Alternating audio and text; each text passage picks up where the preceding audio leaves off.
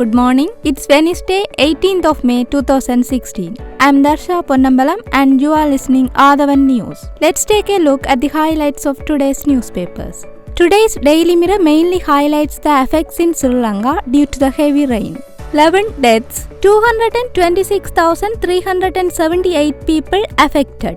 The death toll due to floods, landslides and strong winds that ravaged the country during the past few days has risen to 11, leaving some 226,378 people from 53,170 families badly affected. 6 more were reported missing during the same period, the Disaster Management Center said. Some 114 houses were destroyed while 1,711 were damaged. Nearly 29,786 families were being sheltered in 224 camps. Disaster Management Minister Andra Priyadarsana Japa said the disaster had been caused by a sudden increase in the average rainfall in the country. Usually the average rainfall is 80 mm, but it exceeded 300 mm in many places on Monday.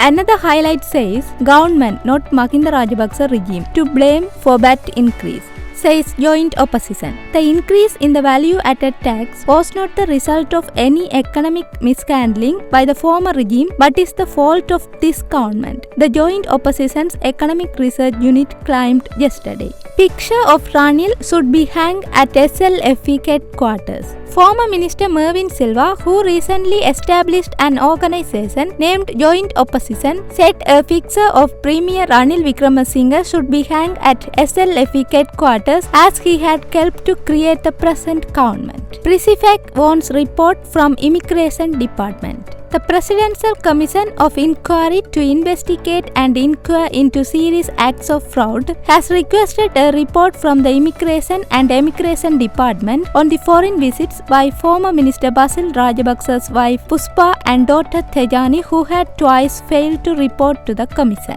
With that story, let's move to the highlights on Ceylon today. The main highlight says, deluge hits 2 lakhs, 12 dead, 48,000 homes inundated.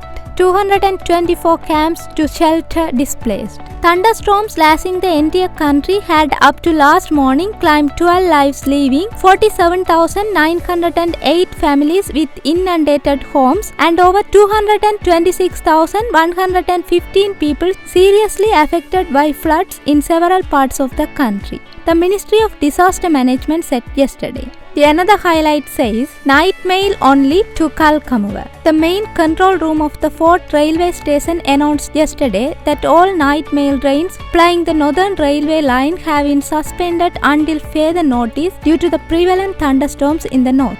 All trains from Colombo on the Northern Railway line will only run up to the Kalkamuva station, while those heading out from Jaffna will come only as far as the Anuradhapura station. The control room added that trains plying the Kalani Valley and the coastal belt railway routes will not be suspended. There is a news says, Temple for Sita in Sri Lanka. India's Madhya Pradesh state government will soon begin construction of a grand temple of Sita, wife of Lord Rama, in Sri Lanka at the site where she is believed to have subjected herself to Agni Pariksha, an ordeal of fire. The government has agreed to provide a plot of land for the purpose. Another highlight says, CCTV footage shows vote count wrong. The committee appointed by the Speaker to look into the much-debated voting debacle in Parliament on 5th of May has informed Speaker Karu Jayasuriya that the final result announced by the chair was inaccurate. Opposition members stormed the Parliament Secretary General's office to run through CCTV footage which had recorded the progress of the voting, the count and the announcement. Finally, I am taking a quick look at the highlights of daily news. Over 200 trapped in Thabova. Navy and Air Force in joint rescue mission. Sri Lanka Air Force personnel rescued a group of 8 trapped in the Thabova area and sent them to the safe locations yesterday evening. Sri Lanka Air Force media spokesman Group Captain Chandima Alvis said. Puttalam District Secretary NHM Citrananda said 220 individuals belonging to 68 families of the Thabova No. 1 village were trapped due to heavy floods. 15 dead, 73,000 families displaced. The death toll rose to 15 with 9% missing from flash floods and landslides triggered by heavy rain since last Saturday. More than 73,000 families have been displaced by heavy flooding throughout the country, Disaster Management Ministry sources said yesterday. 6 buried in Kadakannave landslide.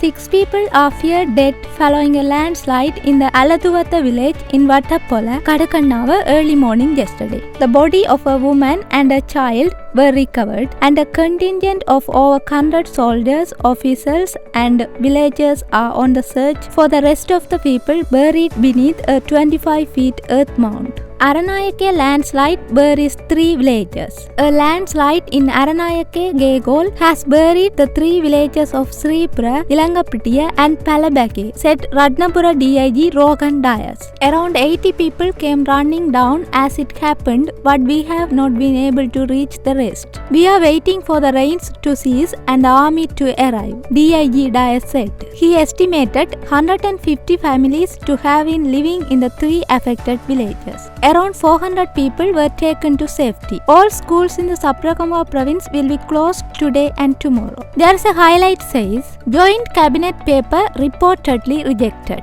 A cabinet paper submitted by 3 ministers seeking details of the progress of ongoing investigations into the alleged charges of corruption by the top brass of the previous government has reportedly been rejected. Speaking to Daily News, Fisheries and Aquatic Resource Minister Mahinda Amaraveera said that President Maithripala Sirisena agreed to discuss this issue at a different forum. The President was of the view that the Cabinet is not the suitable place to discuss this issue, and he agreed to discuss it at a different forum, he said.